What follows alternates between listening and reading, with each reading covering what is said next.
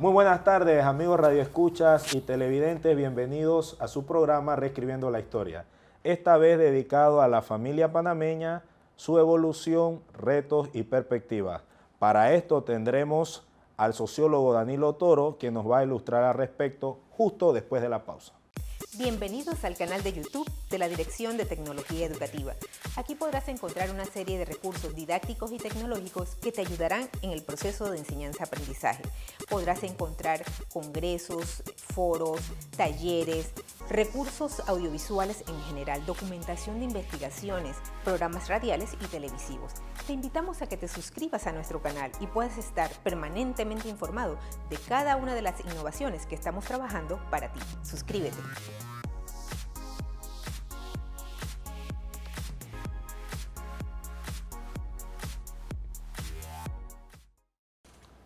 Estamos de vuelta.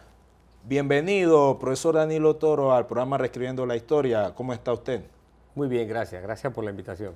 Bien, la familia panameña, su evolución, profesor, tenemos un problema, una situación, ¿verdad? Unos retos, unos desafíos, pero antes de abordar, profundizar el tema, vamos a ver cuál ha sido la historia de la familia panameña, a ver si nos puede hablar algo al respecto. Bien, ha sido muy similar a la de otros países de América Latina, ¿no? Primero debemos entender que había pueblos originarios aquí y nosotros tenemos influencias tanto de las culturas de Mesoamérica como de las culturas de Sudamérica. Y cuando uno estudia en antropología la estructura familiar de aquellos pueblos, uno se da cuenta que era un concepto muy extendido, muy extendido. Además, eran conceptos muy excluyentes. Los conceptos de familia estaban ligados a la identidad étnica de cada pueblo originario. Los niños, por ejemplo, no eran igual tratados los niños de una etnia originaria que los de otra etnia. Si eran etnias que estaban en pugnas, los niños tenían distinto tipo de valor y de papel en la sociedad. Sobre esa cultura milenaria en lo que hoy llamamos América, se sobrepone la cultura europea con toda su carga de valores, de principios, de contenidos. La cultura europea que arrastra por un lado la tradición romana, de la cosmovisión grecorromana, y por el otro lado la más vigente, la de mayor densidad en la arquitectura social y psicosocial, la cosmovisión judeocristiana. Entonces estos grandes componentes son los que vienen a mezclarse en este área del mundo, en América, y de estas tres corrientes culturales produce o se obtiene lo que comienza a estructurar la familia. Obviamente predomina el modelo europeo de la cosmovisión judeocristiana, es el modelo predominante. Pero aún dentro de una misma cosmovisión, dentro de un mismo contexto cultural y religioso, hay importantes variaciones a lo largo del tiempo. La familia cristiana del siglo XVI no tiene nada que ver, no es la misma ni cercana a la familia cristiana del siglo XVIII. Ya son dos siglos que han pasado por esa voltereta, ese patas arriba que significó el siglo XVIII. En América, el siglo XIX es el siglo de la emancipación, de la liberación, de la ruptura de relaciones de dominio y sujeción con respecto al control y al poderío español. Pero el siglo que trae los nuevos conceptos de la cosmovisión liberal es el siglo XVIII.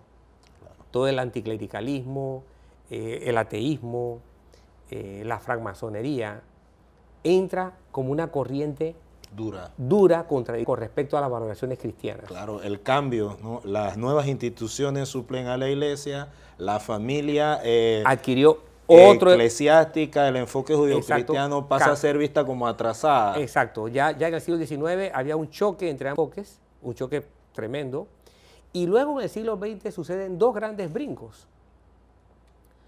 Y esos grandes brincos tienen que ver con algo que ustedes hacen aquí. Tienen que ver con el papel de los medios de comunicación. La primera gran movida del siglo XX en términos de ciertas transmisiones de contenidos culturales se da con la invención de la radio. O sea, la radio trae una nueva forma de informarse. Es una puesta al día mucho más rápido que lo que se estaba haciendo hasta ese entonces, que todo ocurría por medios escritos. Y posteriormente la sacudida tremenda fue con la televisión. Los modelos fueron más fáciles de demostrar, de exportar, de incorporar. Entonces, hay muchos modelos sociales, socioculturales, que fueron cruzados por la televisión. Hoy día estamos en la tercera ola de cambios que comenzó ya en el último cuarto de siglo del siglo XX y que ahora pues está en pleno hervidero, que es todo lo que tiene que ver con la era digital. Sí, las TIC, las tags, exacto, la web, todo. Entonces, lo que ustedes transmiten a través de la tecnología digital, todo lo que se hace a través del internet, de los celulares, etcétera, tienen un toque negativo para una generación, que es el carácter de lo instantáneo. Eso también contribuye a moldear el nuevo formato de familia. O sea, tenemos una sociedad que ha cambiado en forma y contenido la estructura y la función de la familia. Caramba, profesor, este es un tema para explicarle a los que nos ven y nos escuchan bastante delicado, porque si usted le dice, por ejemplo, a mis padres o a mis abuelos esto, me van a decir, oye, ¿y con qué se come? Porque es muy difícil esta connotación de instantáneo, digital, los cambios rápidos. O sea, los muchachos de ahora sufren unos cambios constantes y la familia, a su vez, usted ve que también ha sufrido esa, diríamos, esa transformación. Y hoy es habitual, por X o Y motivo, encontrar una familia en que solo hay la mamá o que solo hay el papá, o los valores incluso de esta familia son relativamente nuevos también, porque esta era digital ha dinamizado todo. Así es. Hoy en día hay una discusión que no estamos haciendo y que debemos incorporarla. A los problemas tradicionales debemos incorporarle otro punto más en el guión, que es la ética en los medios sociales. Pero tú tocaste un punto que quiero recoger para explicar un poco cuánto ha cambiado la familia. Y te referiste a los personajes que a mi criterio, por mis estudios, mis trabajos sociológicos, son los personajes principales, centrales del modelo de familia que ha predominado en Panamá y que hoy en día está en un proceso de transformación total. Desafortunadamente una transformación que no hemos entendido y por no entenderla no hemos apreciado. ¿Cuáles son esos individuos? Sucede que en mis trabajos he podido observar que el centro, el epicentro de la estructura familiar en Panamá, con la función de transmitir valores, siempre hemos creído que es la madre. Pues en la vida social de Panamá yo no he encontrado que era la madre. Sorpresa. Todo el mundo ha pensado, la madre. Pues yo no he encontrado que ha sido la madre.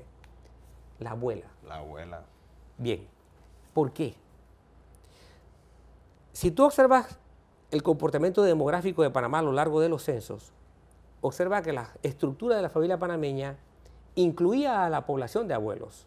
Correcto. Abuelos con un perfil determinado. Aquella persona de más de 50, 55, 60 años que en casa ejercía funciones de transmisión, era la correa de transmisión de valores. Esa era la persona que estaba pendiente de, ¿ya comiste? ¿Cuándo te vas a bañar? Corrige ese vocabulario. Haz la tarea. Haz la tarea.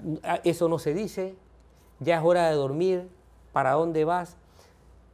Ese rol de transmisión de valores, de ordenador de conducta, de regulador social, estaba adjudicado silenciosamente durante muchísimas décadas al rol del abuelo y sobre todo de la abuela, con ese perfil de mujer sexagenaria, sabia, con autoridad. Mientras el padre cumplía funciones de proveeduría económica y la madre tareas de administración doméstica. El referente de autoridad y de conocimientos para administrar la vida a escala de un niño lo ponía el abuelo y sobre todo, como dije, la abuela. ¿Qué ha estado pasando en las últimas décadas? Pues ese abuelo de 60 años o más ha ido desapareciendo de la estructura familiar panameña. Cada vez hay menos abuelos. Queda un vacío. Al tú sustraer ese individuo, esa persona, que es la correa de transmisión de valores, tú ya no tienes quien haga ese trabajo. Porque nuestra dinámica social nos empuja a que los adultos, y apenas se tienen, cuidado y antes, 18 años, a salir a buscar trabajo y a ver cómo se resuelven necesidades de la familia. A esa realidad de transformación de la familia hay que sumarle algo para lo que no estamos preparados y debemos entenderlo hoy día como una tragedia. Siglos atrás no era una tragedia, era lo deseado. Siglos atrás, en medio de la cultura, tanto de los pueblos originarios como de los pueblos europeos, 200, 300 años atrás, era entendible que una persona, una niña de 14, 15, 16 años, tuviera esposo y se dedicara a tener su familia. Abandonar el hogar y se dedicara a formar el Eso era perfectamente entendible. Así funcionaba la sociedad. Pero hoy día eso no es la realidad. No es ni entendible, ni es funcional. ¿Y qué hemos estado observando? Que al menos, fíjate, subrayo, por lo menos, una cuarta parte de todos los niños de este país nacen de madres que en promedio tienen entre 15 y 16 años. Cifra muy alta. Monstruosamente alta. Monstruosamente alta. Si tú tienes una madre de entre 15 y 16 años, ¿qué edad tiene la abuela? 35 años. Cero experiencia. Y una abuela de 35 años no tiene nada que ver con aquella abuela de 55, 60 años, que era la transmisora de valores. Le cuento una experiencia aquí para decirle, donde yo vivo, va donde mi suegra, porque es diríamos, la portadora de esa experiencia, porque las otras abuelas y muchas mamás son relativamente jóvenes, hasta desconocen las hojas para hacer los té, porque los médicos lo dicen, antes se resolvían los problemas de salud y muchas cuestiones sociales en casa, por esa experticia de la abuela, tu hoja de marañón, tu té de salvia, tu cuestión, y el muchacho quedaba en pie. Entonces a mí me da una risa, porque buena está la señora tal, buena está... Porque no hay, efectivamente las abuelas todas tienen 40, 35, no pasan de 50 años, increíble. Entonces una abuela de 35 años, sus necesidades no tienen nada que ver con la de las abuelas de 60 años. Tiene que estar buscando trabajo porque está en plena etapa productiva, sus afanes no tienen nada que ver. Entonces tú le has quitado el transmisor de valores al individuo en la familia, independientemente de cuántos jefes tiene la familia. Al tú quitárselo y no proveerle un mecanismo de transmisión de valores, tú dejaste ahí a los niños con un cortocircuito. Sí. Ese cortocircuito socialmente obtiene un bypass, busca por fuera, comienza a incorporar por fuera aquellos valores que no se los provee los abuelos. ¿Quién los provee? ¿Quién comienza a transmitirle valores a los niños en las estructuras familiares? Ahí es donde vienen entonces distintos actores. En mis estudios sale que para las capas sociales elevadas es determinante el papel de las nanas. Las nanas. Le dicen mamá, he visto varios. Y en las capas sociales populares, en los sectores populares, dos cosas juegan un papel determinante en la formación de valores. los medios de comunicación, especialmente la televisión, y 2, los pares o iguales de los niños. Sus primos, sus amigos, sus vecinitos, sus primos, compañeros del colegio. Así es. Entonces, no hemos identificado dónde está el punto de quiebre real de la estructura familiar. No hemos podido valorar ni el papel de los abuelos, ni hemos tenido la capacidad de reemplazarlos tampoco. Bien, ahí ya usted ha centrado la problemática. Con esa problemática de quién debe jugar el papel o quién va a reemplazar, nos vamos a cerrar ahí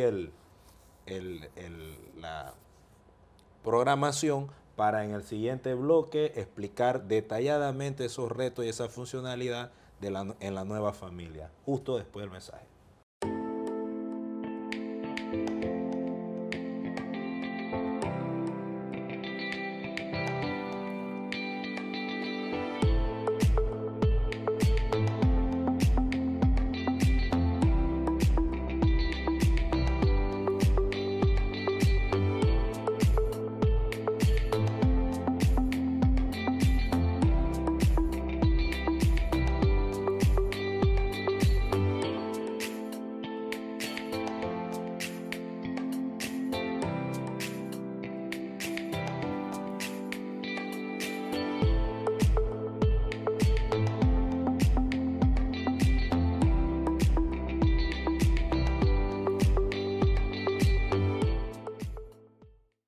Estamos de vuelta a este último bloque donde debatiremos, ¿verdad? Decíamos anteriormente, profesor, ese problema central que hay, profundicemos al respecto porque siento que la gente necesita saber qué problemáticas y qué soluciones podemos exponerle para subsanar estos series de situaciones que se están dando en nuestra familia. Bien. Frente al desastre que ha sido el haber desgarrado, roto esa correa de transmisión de valores, lo primero que debemos hacer es entender y valorar entonces el papel de los abuelos en casa. Nosotros hemos sido una sociedad que ha despreciado la sabiduría acumulada debajo de las canas. Y lógico, abrumados por el desarrollo tecnológico, todos los brincos de lo novedoso, todo lo que se impone como moda, siempre vemos lo antiguo, lo de años atrás, como algo que ya pasó, su tiempo ya pasó. Y eso nos ha hecho perder sabiduría colectiva, tejido social, cohesión social, mucha cohesión social. Por una parte, a escala de la familia y a escala de los individuos, hemos perdido a los principales maestros para la vida, a los principales docentes. Tenemos que recontratarlos, tenemos que volver a mirar a ellos. Hoy día las abuelas de 35, pues, no pueden llenar ese vacío porque no tienen las canas, pues. ¿Qué hacemos? Tendrán los colores en el cabello, pero las canas no. Entonces, ese es un problema real.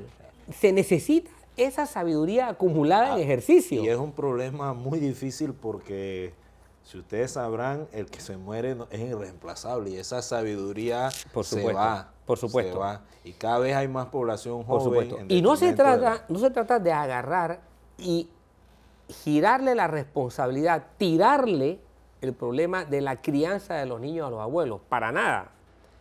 Porque no se trata de reemplazar a la madre o al padre, no. Se trata de enriquecer la formación de los niños con la sabiduría de los abuelos. Ahora, eso, además de abordarlo a escala familiar, hay que abordarlo desde la perspectiva del Estado. ¿Qué significa eso? Es necesario tener una política pública orientada a la tercera edad. Y no parches. No parches, ni salves, ni tiradera de plata y de toalla. No, hay que tener una política pública que revalorice a los abuelos. Hay que tener una política pública que le dé dignidad al señor y a la señora de la tercera edad, que tome en cuenta que su papel es el papel más importante de la sociedad. Nada es más importante que formar a los individuos en su etapa temprana. ¡Nada! ¿Sabe algo, profesor? Yo creo que hasta incluso por cuestiones mediáticas se han centrado en el niño. El niño. Entonces, el niño se ha convertido en un villano que nadie le puede hacer nada porque el niño te demanda, el niño llama a la línea 147, el niño te señala y caramba, ni los papás se atreven a... Exacto. Y una política de revalorización de la tercera edad y de los abuelos no implica solamente el agarrar a esta persona y llevarla a bailar tamborito o a talleres de tejer o a actividades. No, todas estas actividades de ocio sano son buenas. Pero la sociedad debe entender que sin él no vamos a tener niños sanos. Y niños sanos no me refiero a niños con capacidades musculares o esqueléticas, sino con valores. Sino niños sanos desde el punto de vista psicológico, niños sanos desde el punto de vista espiritual, niños sanos desde el punto de vista afectivo. Entonces, esto requiere una política estimulante. Esto requiere que el Estado entienda que, wow, yo tengo que hacer algo bueno con los abuelos.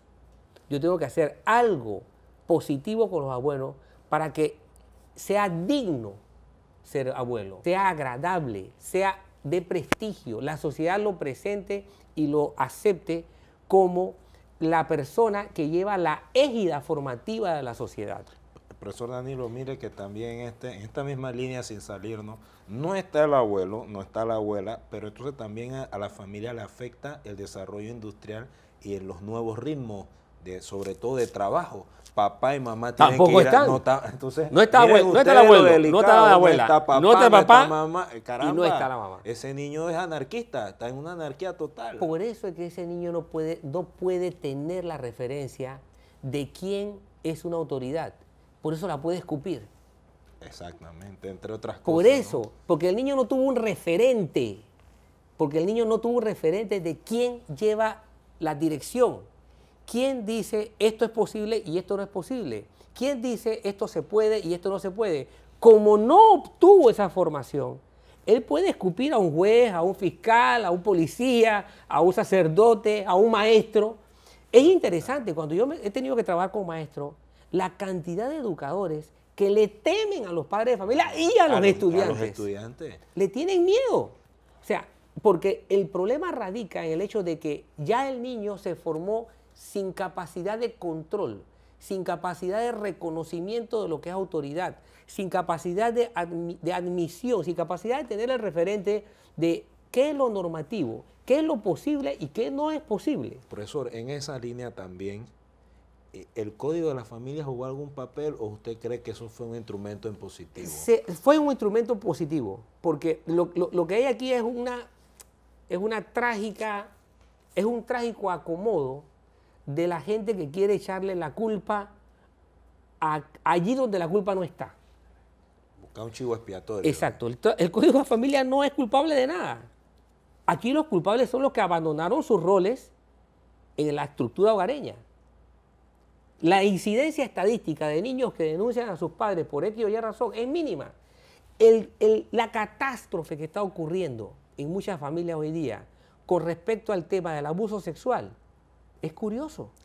No está siendo denunciada a tiempo ante las autoridades competentes. Puede ser miedo, puede ser vergüenza. ¿Qué factores pueden jugar ahí para que primero no se el hecho de que todo abuso denunciando? a los niños, todo abuso en contra de los niños está basado por la capacidad de que los adultos pueden amedrentar en buena medida al niño y lo hacen culpable de cosas que podrían ocurrir si el niño denuncia o no denuncia algo. Así que es curioso, la gran mayoría de los niños abusados refrenan la capacidad de denuncia porque están culturizados por un miedo que los oprime. Se sienten ya culpables por lo que está pasando cuando no tienen la culpa de nada. Y crecen con ese resentimiento y por un supuesto, odio tremendo. Por supuesto, tú te encuentras con una juventud hoy día terriblemente afectada, emocionalmente, psicológicamente, con problemas de identidad, con resabios, con odios, con disgustos, con desequilibrios. porque fueron desatendidos allí en la estructura en donde debieron haber sido protegidos. Protegidos, exactamente. O sea, les falló ese primer círculo de protección, se convirtió en su primer círculo de agresión, de destrucción.